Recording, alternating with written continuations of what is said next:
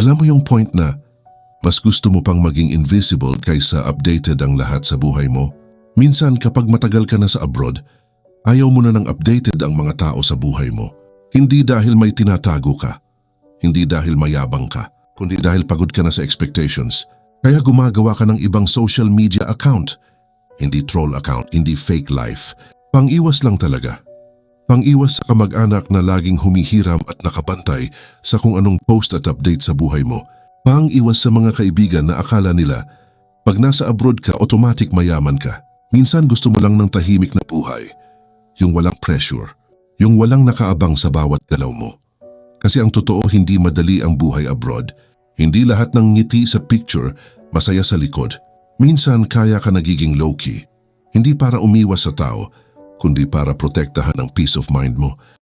Visit our profile para sa iba pang content na tulad nito.